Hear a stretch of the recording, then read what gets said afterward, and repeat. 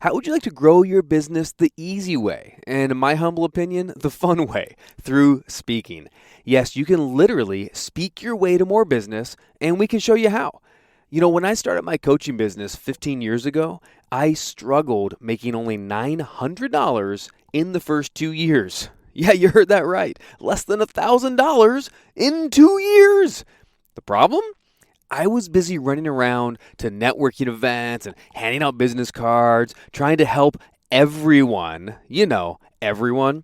Then I took the stage for the first time in my life and began speaking and teaching about the strategies I coached on. And when I really got my message dialed in, my business went literally from 3 figures a year to 7 figures. The secret I finally realized is that when you take the stage, you instantly become seen as the leading voice in your niche or industry. Today, we show entrepreneurs just like you and just like I was how to dominate your niche by becoming the leading voice, not just another expert. We run an incredible business mastermind speaker training program. It's called The Leading Voice. You guessed it. If you head over to leadingvoiceplatform.com/podcast and grab my free roadmap, 8 Pillars to Profitable Speaking. This free roadmap outlines the exact 8 secret weapons you need to truly become the leading voice in your niche. This is exclusively for my podcast listeners. You go to leadingvoiceplatform.com/podcast and start speaking your way to more business. Welcome to The Driven Entrepreneur, where we sit down with visionaries, trailblazers, and entrepreneurs and discover why and how they do what they do. We'll get the backstory, plus plenty of life and business lessons along the way. Here's your host, Matt Brauning. Broadcasting from the Leadership Academy studios, aka my new basement. Welcome to The Driven Entrepreneur, the go-to plan for coaches, authors, speakers, and entrepreneurs of all kinds to start, grow, and profit a business that you love. Hey, I'm your host, Matt Brauning, and I am here again. You know what's happening. It's book release week. It's pre-release for the new book we're doing, Driven to Courage. And this week, I have another co-author with me for the book. Now, I know I'm always excited about every co-author, and I always say I'm always excited, and I am. They're very, very good, handpicked, amazing people. This one is one of these people and one of these stories that's just going to blow your mind. As I sat back literally this morning and read through his chapter, I just got stopped in my tracks, man. It's so real, so relatable, yet so unbelievable all at the same time. So with me today is Brandon Lyons, Iron Lyons. You can find him on Instagram. Brandon Lyons is a Paralympian. He is a business analyst in business intelligence, a top performer in Ernst & Young as a director. He has been competing all over the world in handcycling, not just representing our country, but just going in and competing in every race you could imagine in all different countries. He's been, even in 2022 this year, we were just catching up, and you've been all over the place. You've been in multiple different countries in the last few months, and we got you for a moment sitting down right here, right now in your residence in Florida. Brandon, welcome to the show. How are you? I'm doing well, Matt. Nice to see you. Thanks for having me. Man, you're always looking so good. I said just before we started, you got that the beard. The beard is starting to mature. Is that I look like I'm looking into a mirror, I think. Whoa, yeah. Now, are those a little wispies, little gray wispies? Is that a mature man's beard? I think it is. It's a silver fox. But yeah, unfortunately, the years keep growing and I just keep getting older. You do, but you also get more and more ripped every single year. That's what's great, because you are an athlete, man. And when we first met, you've been on the show before. So guys, Brandon was on, I think, a couple of years ago. We had you on just to share your inspirational story. But catch us up a little bit. You grew up as an athlete, and you knew exactly. One of the reasons I wanted to have you in the book is this. You knew exactly what you wanted in your life, and you had your goals, and you know who you are, what you're creating, and all of a sudden one day everything turns upside down. So catch us up a bit on that, if anyone who hasn't heard the show before and isn't familiar with you. Yeah, I mean, I think I love the title of the book, right? I mean, I've kind of looked at my life and really the way that I grew up, very driven, right? I mean, that's the one word that I kind of instilled in myself from a very early age until, to where I'm currently at right now. But I grew up in central Pennsylvania, had a pretty typical, average life, grew up in a great family and was an multi-sport athlete, excelled well in academics. And, leading up to, my college time, I always had this dream that I wanted to make it to Penn State. I wanted to graduate with that degree from Penn State to hoist me into the business world. And that was really always my number one focus, growing up through that time. And when I had successfully, been accepted into Penn State, it was a dream of mine being, only 80 miles down the road from Penn State. A lot of my friends and, close people that I grew up with were also going to Penn State. So it was just a dream of mine. Yeah. And it was a dream. Right. And I think when I got there, that was just kind of the first, I think major goal that I had set in my life, being, only 18 years old at that time, and, seeing it come to fruition, I think really just sparked that drive and that motivation that I always had. And it was really just instilled, I think, from, my parents at a very early age. And, when I was at Penn State, I had such an amazing time and had, made a lot of great friends, but it really was about landing that first, job offer coming out of school at that time. Other people that were, grades ahead of me, were having challenging just with the economy, and, to be able to land a job at Ernst & Young coming out of school right away, I was extremely grateful. And I think that's one of the words that I've kind of stuck with me for a long time, as well as just gratitude. And, getting that first job at EY, right down in the Washington, D.C. area, I started to think that, okay, now I'm making my impact on the world, and I'm going to start this next chapter, right? I mean, everything leading up to it was, I had this great support system, but wanted to be more independent. And when I landed that first job at EY, I was like, I did this. I was the one that got myself here. And was just and everything is falling in line. That's what I love about it. It's like, yep, this is my plan. This is my, I can see 5-year-old Brandon. What do you want to do when you grow up? I want to be a director at Ernst & Young. Like, you just knew exactly what you wanted and how you want to create it. And you went after it and you started nailing one thing at a time. But now now you're in college and you got the job and you got it lined up and you're ready to go, and it's all systems ahead, right? Yeah. And that's really the way that I looked at it. My first year at EY, I come into this firm that had, over 250,000 employees worldwide. You're kind of a lost fish, out in the sea, trying to, now navigate this next chapter of your life. And, fortunately was having great success at a very early age, in very early time in my professional career. I was named the Supply Chain Rookie of the Year, which was given out to, just one brand new staff consultant within the firm, within our supply chain practice. So again, things were moving in the right direction. And I thought that all of my hard work and everything was, being focused and, again, just tracking and progressing the way that I'd always hoped. And really up to that point, never really had any, setbacks or really any challenges that I couldn't overcome. And I think that was kind of always the theme, leading up to this. But gosh, that's what you wrote about in the book, was exactly that. It was like, nothing I can't overcome if I put my head down and I work at it, right? You work, you get determined, and you can get it done. But then you hit probably, arguably the most unexpected event or moment in your life, certainly at that point, and probably since then. Yeah. We take it back to May 2020 or May 2014. And I was just a year and a half into my career at EY and was down at the beach celebrating a friend's birthday for Memorial Day weekend, and mistakenly dove into shallow water and broke my back at the T5 and T6 vertebrae area. So right around your sternum. And I remember, I dove into shallow water, and I was, there just laying on the bottom of the ground, and, looking up to my friends who I was with, and, just looking into their eyes and saying, "Hey, I need you to pull me out of the water. I can't stand." And I remember just kind of like the shock on their eyes, but also kind of being in disbelief and not wanting to accept it and say, "Oh, Brandon, stop joking. Get up. We're going to keep going." And I remember looking to them and telling them, "No, I'm paralyzed. I need you to pull me out of this water." And it was such a surreal, I think, moment in my life because, everything, became so clear. And I tell everyone during that moment, I wasn't in a sense of panic or, really really having any anxiety. It was almost like this sense of tranquility came over me, and it was very calming.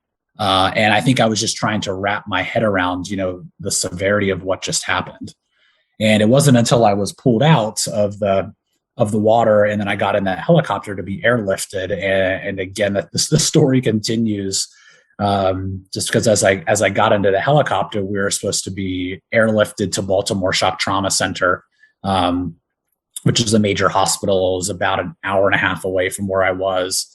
And unfortunately, the helicopter that came did not have enough fuel to get me to the hospital to perform the surgery. And anyone that has gone through or has been close to any type of spinal surgery or any type of neurological impact, it's critical to get in, have the surgery immediately to give yourself the best chance for any type of recovery. Every second counts in that situation. Yep. And irreversibly counts. Right. And I think at that time, right, I mean, this is all brand new to me. I do not know anything about a spinal cord injury other than really Christopher Reeve and Superman, right? It was really the first time and the only time that I knew of a spinal cord injury. And I remember being in the helicopter, and this pivotal moment that had occurred to me is, I was still fully coherent and with it, and just trying to wrap my head around it. And I remember the dispatcher in the helicopter calling my mom, and I could hear on the phone, asking Brandon, what's going on? And me relaying back to her, I'm paralyzed. And I could hear it in her voice, my stepdad, who was also there as well on the phone. Again, I think not wanting to accept it because, I was their only son, only child. And, they're not there to see it with their own two eyes. So they don't want to accept that their son, who is, now successful and has this long life ahead of him, is now paralyzed. And that's the last thing that I think any single mom wants to hear, about their only child. So I think that was when it started to sink in about, oh my gosh, okay, this is pretty serious.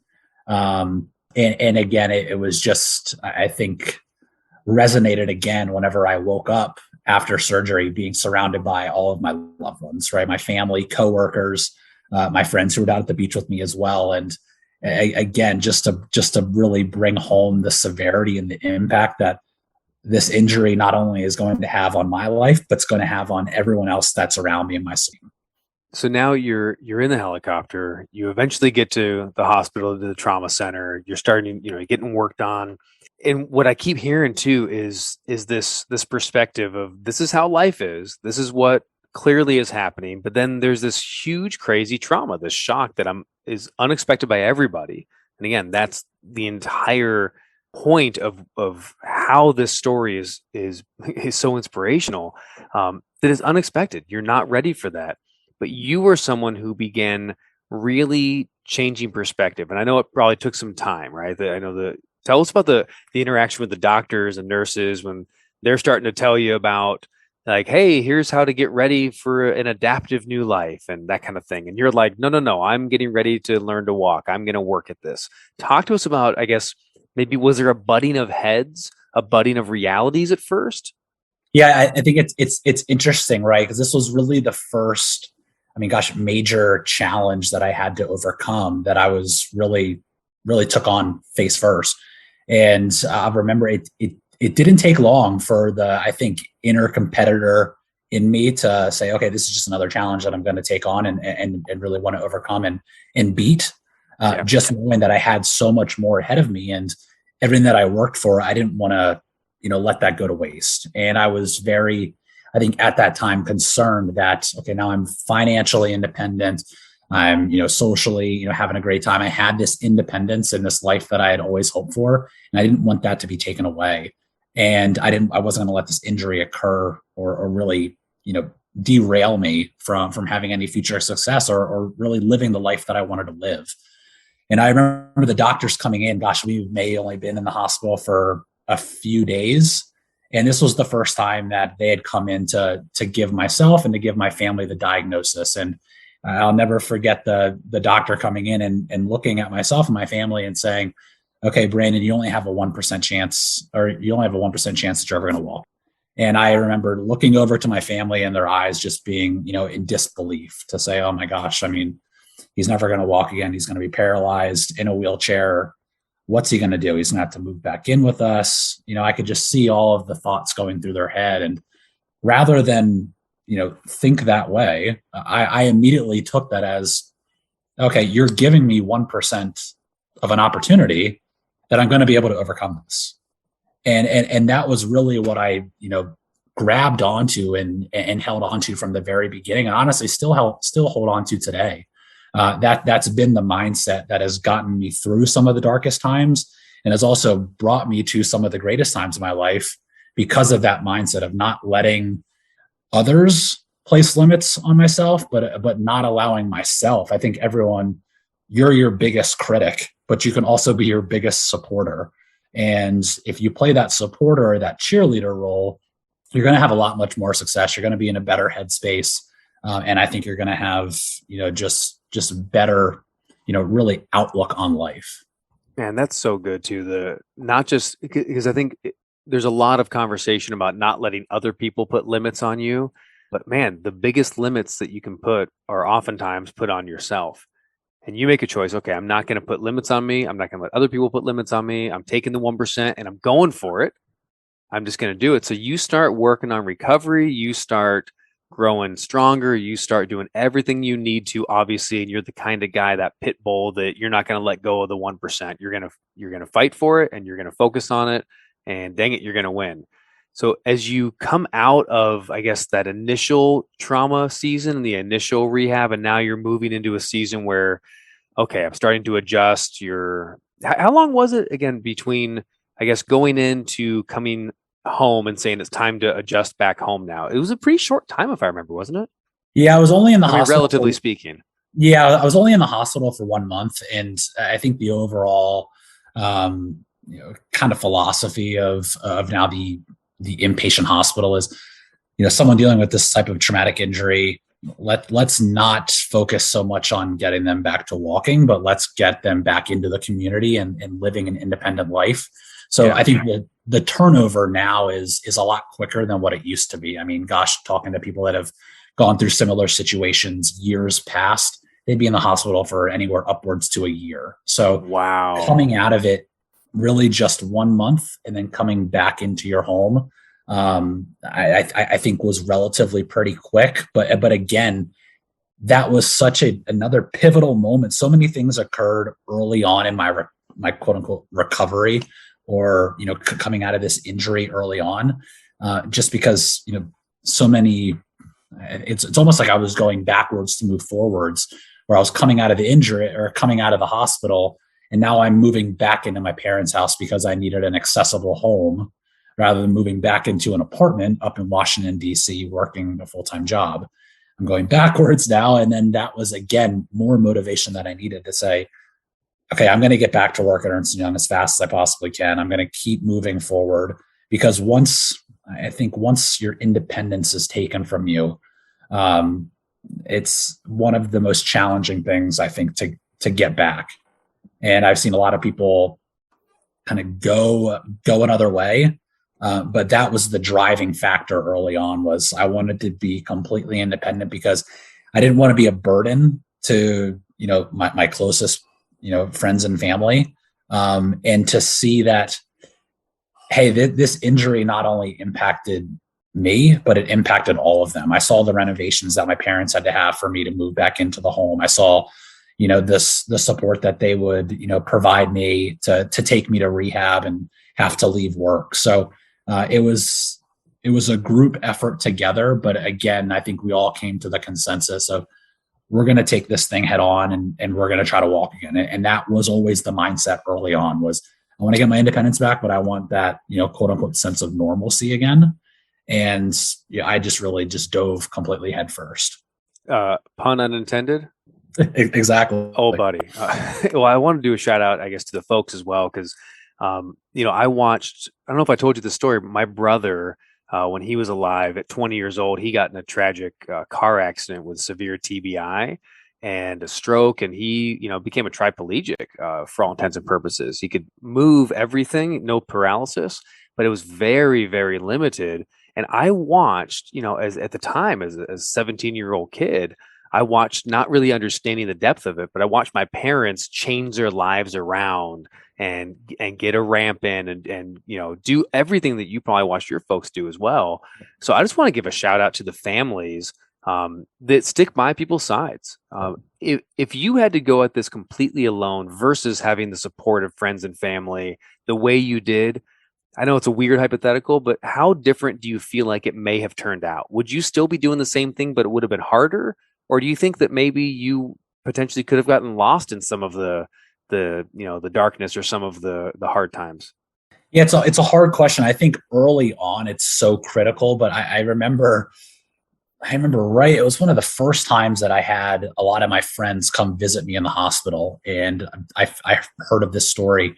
Actually a few years after my stepdad telling me, he's like, I remember your friends came into the hospital that first day, and I pulled them all aside before they first saw you for the first time. And he said, this is the easy part.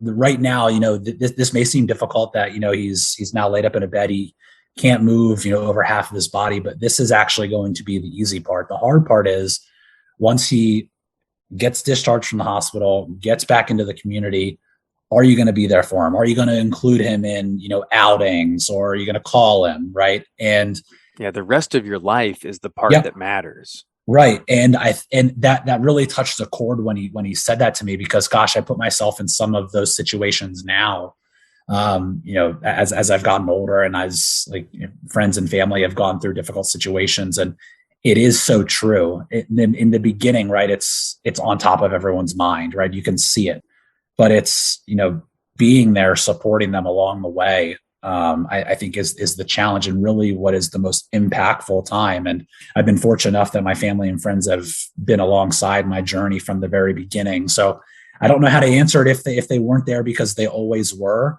I think I'd still be doing the same thing, just because that's the type of person that I am, and type of competitor I am, that to gotten to the next part of my journey. But I think it would have been more difficult in the beginning, but specifically mentally, right?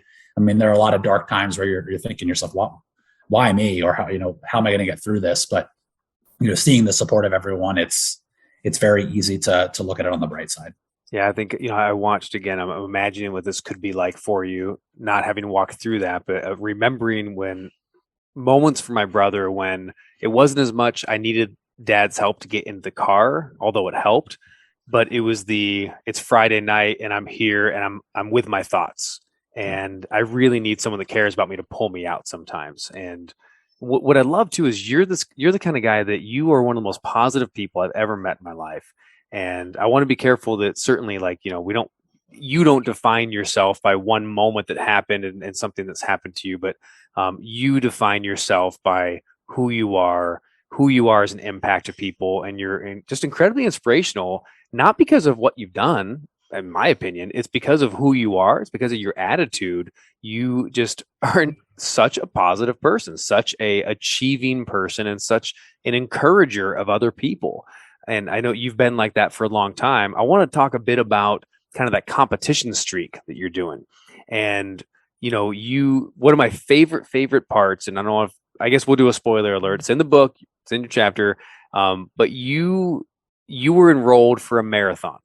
You were registered for a marathon because you're an athlete, because you're an achiever, because you're a competitor, and the marathon is several months down the road. You enroll in it before the accident, and now the marathon dates are coming up. Talk to us a bit about your attitude going up to there, and what kind of changes you made, and how and why, and just anything you want to share about it.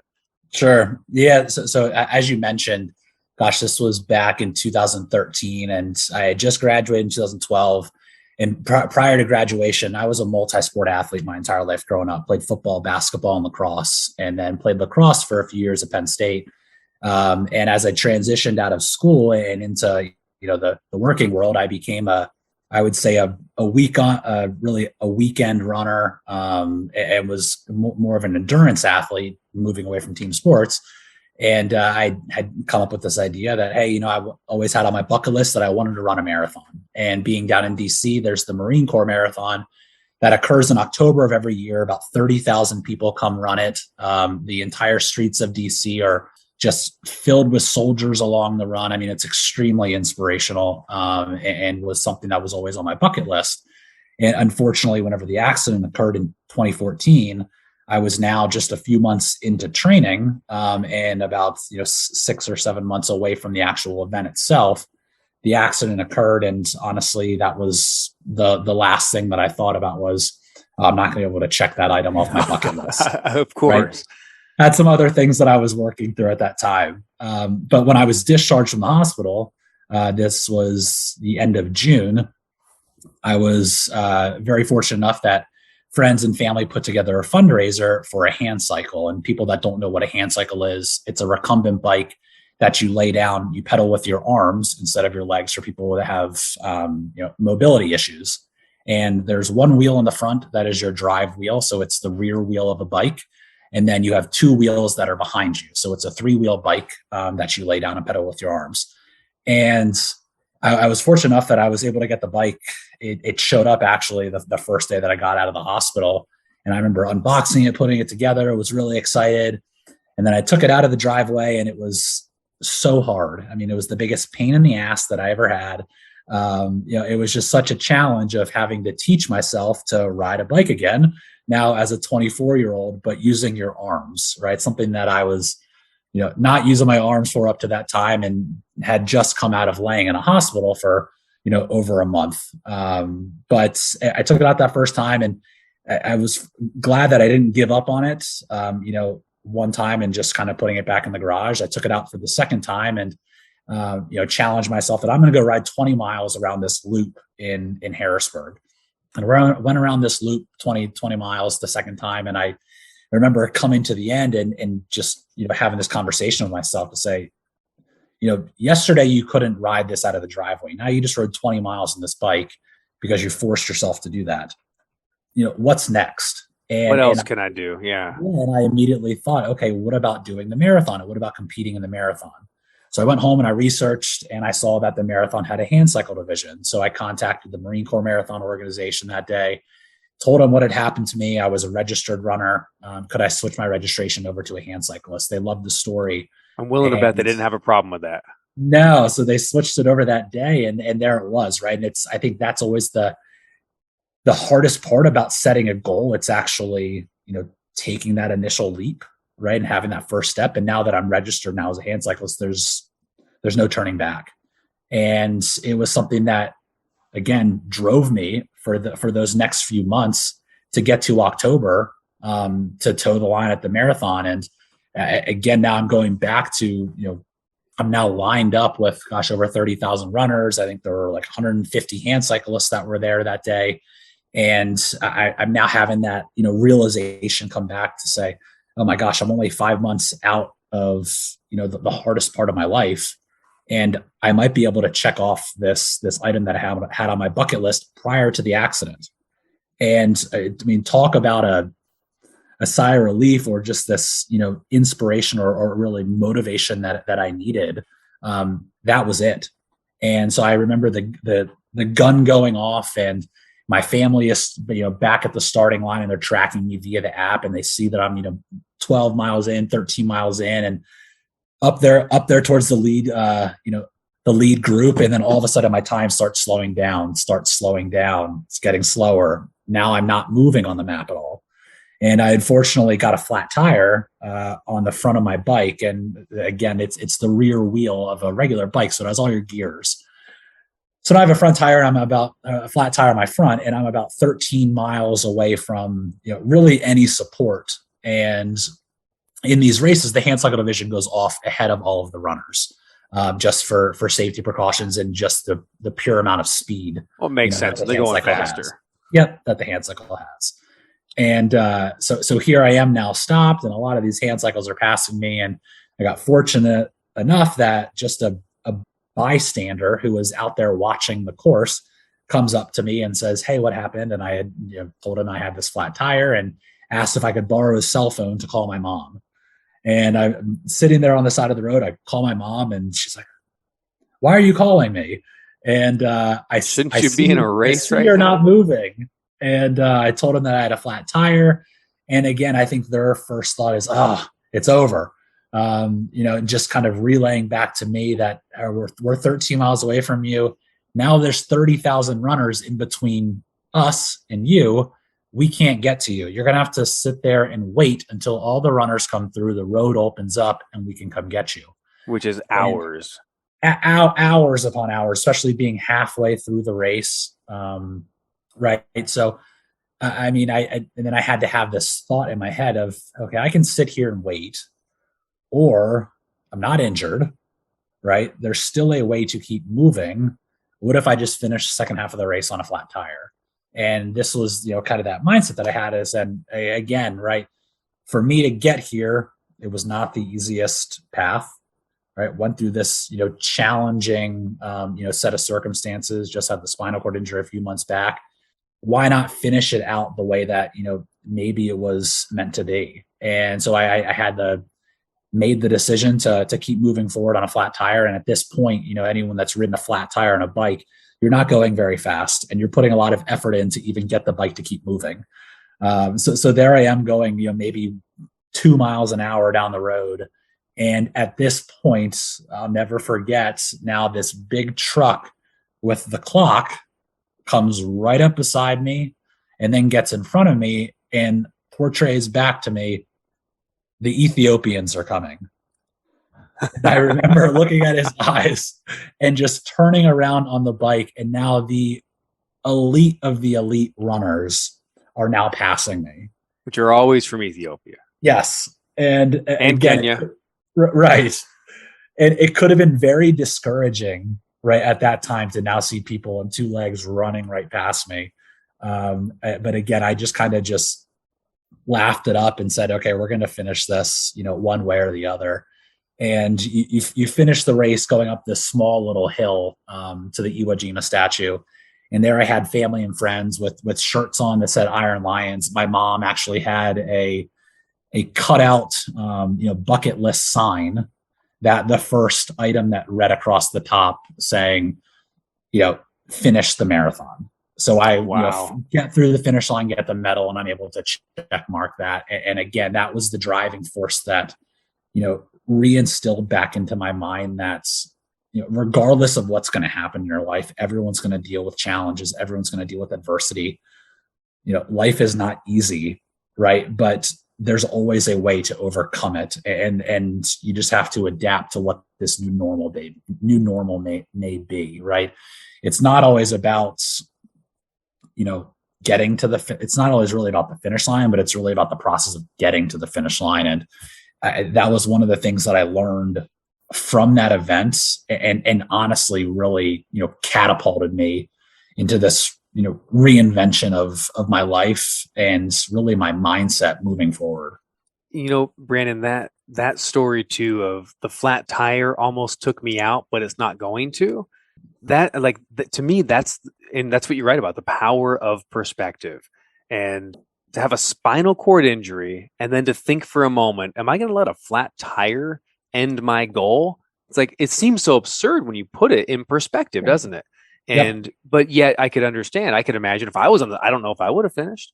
I'd imagine I'm on the side of the road crying and woe is me. And what am I going to do now? And, oh, well, I guess I'll wait it out and have a beer when I finish. But no, like, you finished the race, and that was your first of what would turn into many races. I always, whenever we chat, I always go onto your Instagram because it's a cool place to hang out.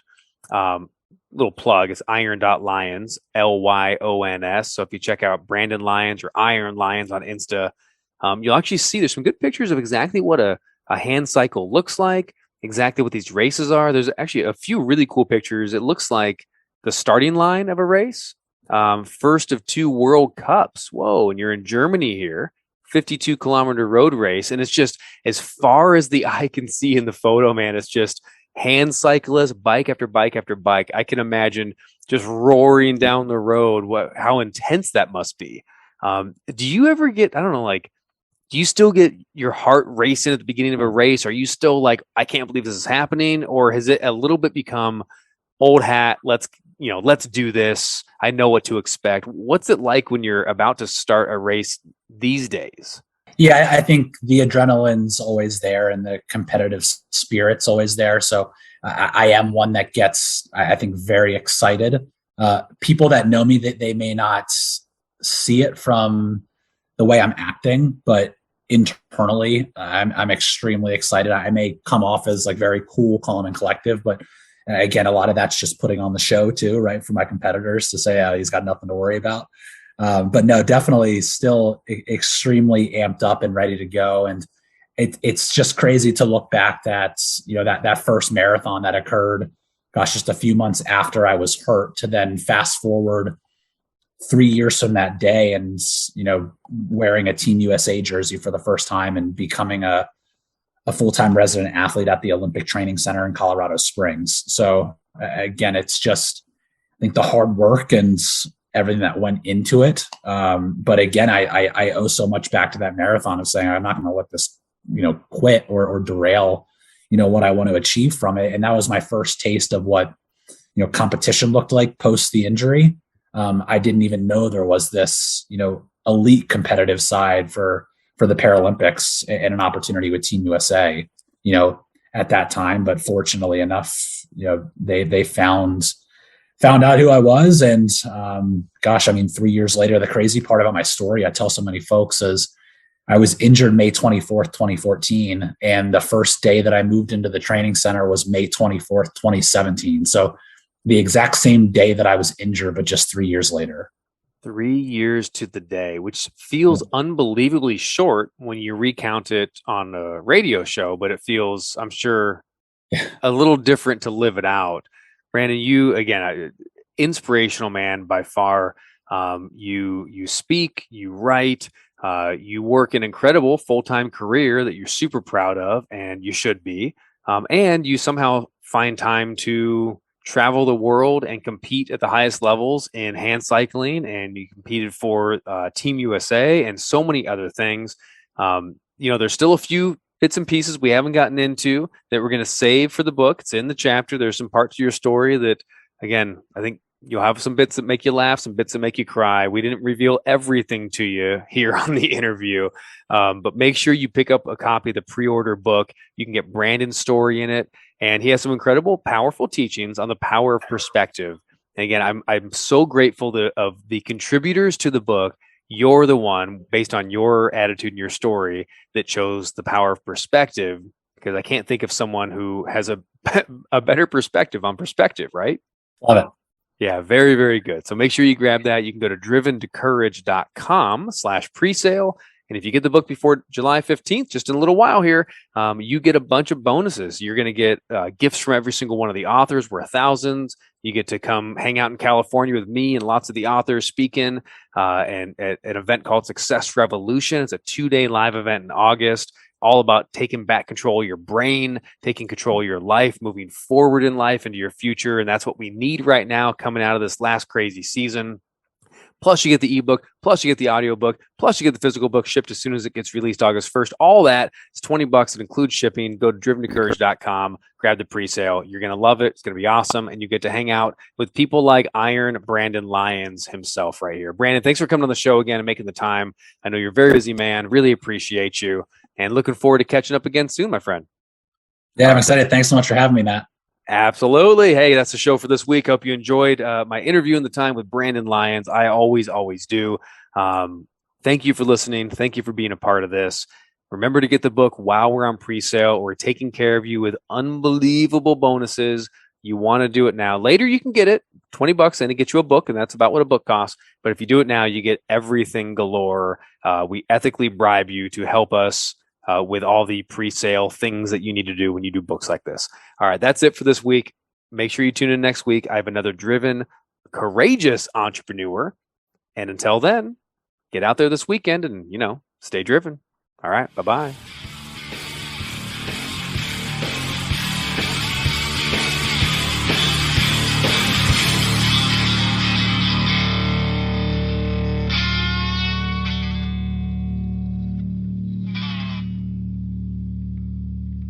Hey, this episode is brought to you by my very own NLP practitioner course. I've been teaching neuro-linguistic programming, or NLP, for nearly 15 years. It is the most powerful tool for communication on the planet, and it can be yours today. For a very limited time, I'm giving away my entire NLP course workbook for free. Go to nlpwithmatt.com. All the patterns, all the tools, and the techniques of NLP in the complete course workbook, the same one that we use to teach our live certification classes, yours free. nlpwithmatt.com. Get it today. Let's get back to the show.